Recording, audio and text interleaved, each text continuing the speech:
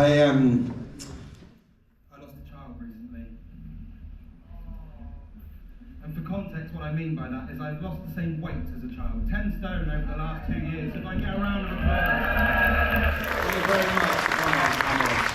Now, I did go a little bit quiet there, and, well, I just want to reaffirm that this is a charity event, and I'm up here raising money for sick children, not telling jokes about dead ones. That was on you guys. Well, good evening. I am Lloyd. I'm 34. In fact, I've turned 35 next weekend. So, midlife crisis?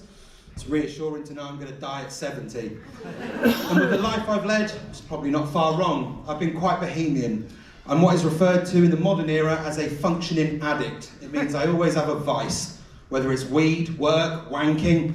Not all at the same time, of course, because if you did see an addict trying those things together, you wouldn't necessarily say they have a problem, you'd say that they have a talent. Get that man on Broadway, he's a one-man show! But seriously, I had to do something about my weight. At my heaviest, 27 stone, I started to analyse everything. And through that analysis, I discovered that I had a rather unfortunate doppelganger. Yes, Adolf Hitler, ladies and gentlemen, drink it in. Side note, that was taken as I just got out the shower, so some irony there. But can you imagine? Can you imagine my poor wife in our most intimate of moments with that pounding away above her, screaming lovingly in her ear, "Schnell, schnell! Housework will set you free!"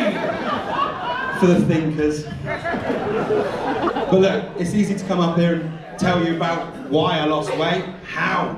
Well, I attribute a lot of my recent weight loss to the fact that we got a puppy. Come on, it's a good thing. Murphy, our little cocker spaniel, he's 8 months old now. Technically working line, but he's got no interest in being out in the field or hunting birds. In fact, the only thing he does like hunting is socks and tissues. So in my house, he's less of a gun dog and more of a cum dog. Socks and cum, eh? Sorry, Mum. Unfortunately, the truth is, I may look like a nice person, but I have sexually abused so many socks in my own home that my bedroom drawer is referred to as Joseph Fritzl's basement.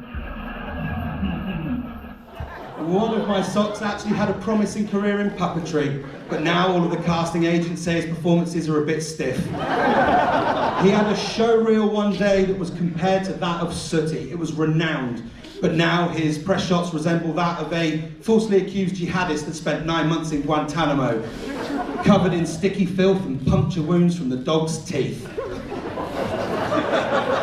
I know. But whilst we're on the subject of my masturbatory habits, you need to understand one thing before you judge me. My wife suffers from PTSD. Oh, I know, not the normal one, of course. She suffers from the lesser-known cousin pillow touch sleep disorder, meaning every night, even after we've had a full-blown domestic, she can sneak off to bed, head on the pillow, and she's gone. Leaving me there with my horny, bored brain wondering, what the fuck am I meant to do now?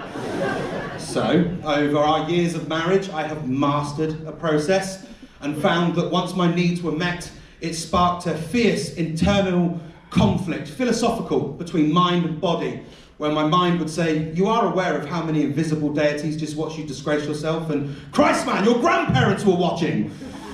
And then my body responds, I know, I'm so ashamed, please let me go to sleep and we'll talk about this in the morning. And boom, I'm fucking gone, like a light switch. I have found the loophole. But I'm going to caveat all of that with some technical data. You see, I wear glasses, I have cataracts in both eyes, and I will never be considered an SAS sniper. And trying to hit a Kleenex under a duvet at midnight whilst trying not to wake your wife awake is nigh on impossible. Also, Kleenex are a brand, they're expensive. We're going through a socks of living crisis. You could refer to me as an activist or horny superhero, saving the planet from deforestation, one wank at a time. But like a superhero, I've discovered my kryptonite, and I've had to give up wanking. Because now, lovingly, in the morning, the children let the dog in to wake mummy and daddy up.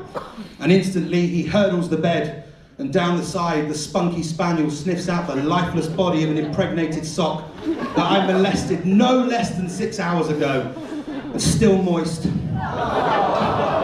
He grabs it and darts off to the garden where the children fucking gleefully follow. And I'm stood at the back door, phone in hand, Googling the phrase, Our dog's allergic to cum. Wondering how the fuck did I get here?